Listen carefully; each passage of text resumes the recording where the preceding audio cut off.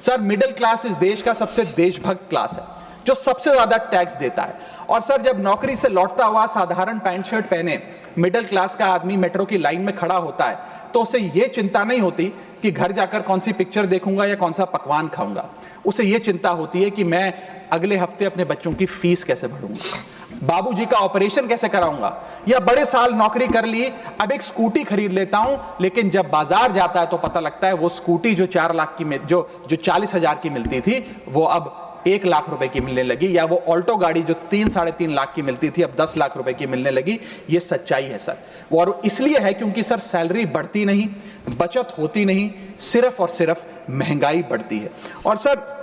मैं ये भी आपको बताना चाहूंगा, रिपोर्ट्स बताती है, इकोनॉमिक सर्वे ऑफ इंडिया बताता है कि सैलरी औसतन मात्र 3% बढ़ी है पिछले वित्तीय वर्ष में,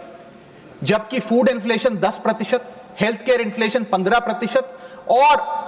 कंज्यूमर प्राइस इन्फ्लेशन और न जाने कितनी इन्फ्लेशन तो इनसे कहीं ज्यादा ऊपर आंकड़ों पर आज मंडरा रही है। लेकिन उसके मुकाबले सैलरी मात्र 3% बढ़ी। सर देश का मिडिल क्लास एक बहुत बड़े डेट ट्रैप में भी फंसने जा रहा है। मैं ये भी भविष्यवाणी आज करना चाहूंगा, क्योंकि भारत का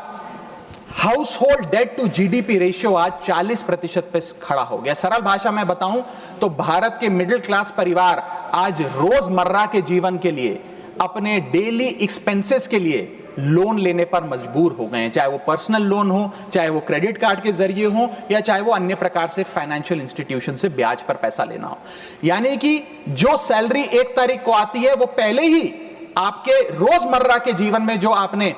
खर्चा करने के लिए ब्याज पर पैसा लिया हुआ है उसके भुगतान में लग जाती है, और इंडिया का मिडिल क्लास एक डेट ट्रैप में फंसता जा रहा है। ये लोन कोई मकान बनाने के लिए या दफ्तर खरीदने के लिए या एसेट क्रिएशन के लिए नहीं है, ये day to day expenses meet करने के लिए, जो भारत के मिडिल क्लास को एक डेट ट्रैप में खड़ा करता जा रहा है। सर